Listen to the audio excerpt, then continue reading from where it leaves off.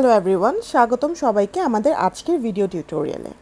আপনারা যারা বিডিঅ্যাপসের সাথে কাজ করছেন তারা জানেন যে প্রতি মাসে আপনাদের আর্ন করা রেভিনিউ আমরা আপনাদেরকে আপনাদের ব্যাংক অ্যাকাউন্টে পাঠিয়ে দিই।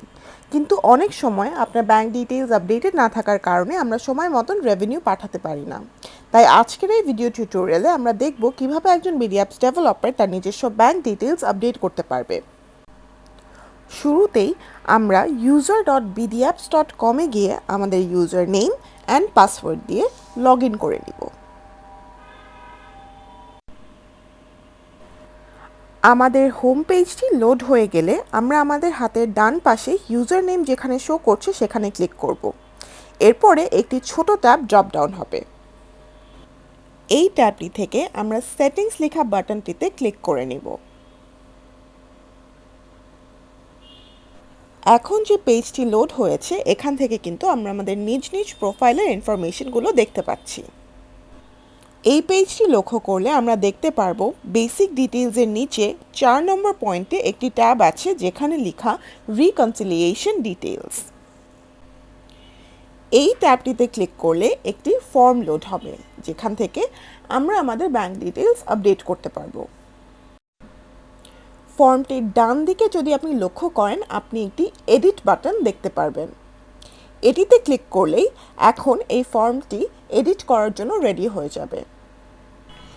বলে রাখা ভালো, ফর্মের যে বক্সগুলোর পাশে লাল রঙের টিক চিহ্ন আছে সেই বক্সগুলো ফিল আপ করা ম্যান্ডেটরি।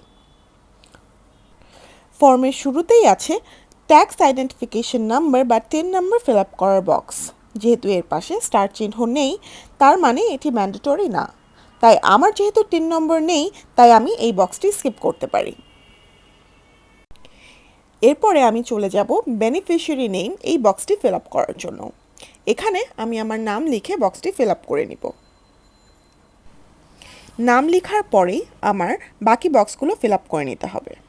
একটা জিনিস যদি খেয়াল করেন তাহলে দেখতে পারবেন আমি নামের পরে যদি ব্রাঞ্চ ডিস্ট্রিক্ট নেমটি ফিল আপ করতে যাই তাহলে কিন্তু কোনো ড্রপ ডাউন মেনু আসছে না। তাই নামের পরেই আমার সবার আগে ব্যাংকের নামটি সিলেক্ট করতে হবে।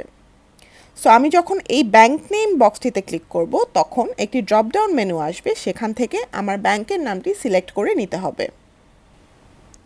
সো আমার ব্যাংক নেমটি সিলেক্ট করার পরেই আপনি দেখতে পাচ্ছেন এখন আমি ব্রাঞ্চ ডিস্ট্রিক্ট নেমে ক্লিক করলে একটি ড্রপ ডাউন আসছে। এখান থেকে আমি ব্রাঞ্চ ডিস্ট্রিক্ট যেটা সেটা সিলেক্ট করে নিব।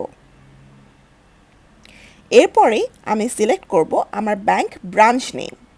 এখানেও একটি ড্রপ ডাউন আসছে এবং এখান থেকে আমি আমার ব্রাঞ্চ নেমটি সিলেক্ট করে নিব। দেখতেই পাচ্ছেন যে ব্যাংক ব্রাঞ্চ নেমটি দেওয়ার পরেই অটোমেটিকলি রাউটিং নাম্বার বক্সটি ফিল আপ হয়ে গেছে।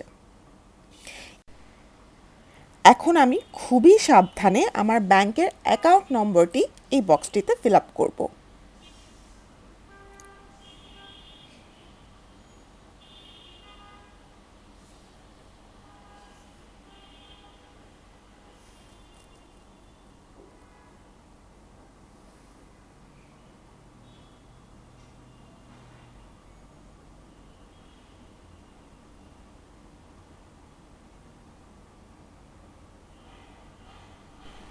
আমার অ্যাকাউন্ট নাম্বার লেখা হয়ে গেলে আমি পরের বক্সে মুভ করতে পারি, কিন্তু এখানে যেহেতু বক্সের পাশে স্টার চিহ্ন নেই আমি এই দুটি বক্স স্কিপ করতে পারি।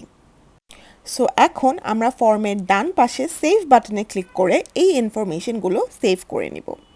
ব্যাস হয়ে গেল আমার ব্যাংক ডিটেইলস আপডেট।